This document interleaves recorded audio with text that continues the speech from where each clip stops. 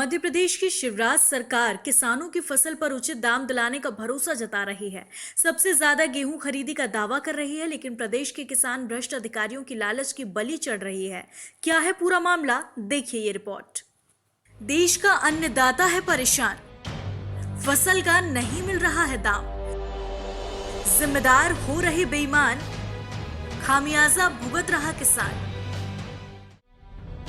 कहने को तो सूबे के मुखिया खुद किसान पुत्र हैं, कहने को किसानों को अपनी फसल का उचित दाम मिल रहा है, कहने को तो जिम्मेदार किसानों के लिए बेहतर कार्य कर रहे, लेकिन जमीनी हकीकत इससे बिल्कुल उलट है। हकीकत में किसान अपना खून पसीना बहाकर फसल का उत्पादन कर रहा, लेकिन उसके बाद भी अन्नदाता को अपनी उपज का दाम नहीं मिल रहा। खबर मंदसौर के धलपट गाँव से है, जहाँ किसान कालूराम पाटीदार ने साल 2017 में सुबह सरा के धलपट केंद्र पर अपनी उपज बेची थी, लेकिन अन्नदाता को आज तक अपनी फसल का पैसा नहीं मिला।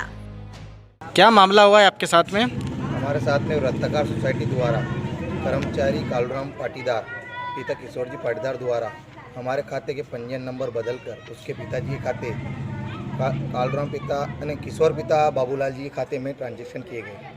उसमें हमारे 3 लाख में थोड़े कम है, 2,95,000 के समथिंग है। सुहासरा सोसाइटी का मामला कालूराम पाटीदार किया। मैंने आवेदन दिए, तहसीलदार महोदय को भी दिया, अपने प्रबंधक महोदय जी को भी दिया, कलेक्टर साहब को भी मेल किया था मैंने। अभी तक कुछ कार्रवाई नहीं हुई। तहसीलदार महोदय का बोलना है कि अभी कोरोना चल रहा था इसलिए उन्होंने कार्रवाई नहीं की। प्रबंधक महोदय यहाँ गेहूँ में लग रहे थे, उन्होंने कहा कि अब मैं अभी करता हूँ कार्रवाई, अभी गेहूँ में से फुर्सत आई है। अभी मैं आशा करता हूँ कि मेरे खाते का जितना पैसा निकाला गया है वो 2 साल हो गए उसको, तो उसको पूरी राशि और 2 साल का ब्याज समेत मेरे खाते में जमा कराया जाए और उस कर्मचारी के ऊपर उचित कार्रवाई की जाए। जब मामले की पड़ताल की गई तो खरीदी केंद्र के तत्कालीन प्रभारी कालूराम पाटीदार का काला कारनामा उजागर हुआ। पता चला कि कालूराम ने पंजीयन में खाता बदलकर अपने पिता के खाते में पैसे ट्रांसफर करवा दिए हैं। आपने जो शिकायतें दी हैं उसकी जांच करवाई। पेमेंट गेहूं का पेमेंट ईपीओ के माध्यम से होता है, उनके खाते में ही जाता है। अगर गड़बड़ी हुई तो जांच करवाएंगे, जांच में जो भी दोषी पाएंगे उनके खिलाफ कार्रवाई की जाएगी। और हमने तो बता ही दिया था अधिकारी को कि ये गड़बड़ कर रहे हैं, गलत अगर आदमी इसको हटाया जाए। वहीं अब जिम्मेदार आरोपी पर जांच के बाद कार्रवाई की बात कर रहे हैं और किसान को उसका पैसा दिलाने का भरोसा दिला रहे हैं।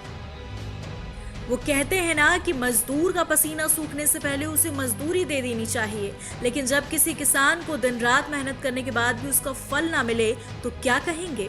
आखिर कब तक अन्नदाता इसी तरह प्रशासनिक सिस्टम से प्रताड़ित होता रहेगा और कब ऐसे भ्रष्ट अधिकारियों पर कार्रवाई होगी और कब अन्नदाता को अपनी मेहनत का फल मिलेगा?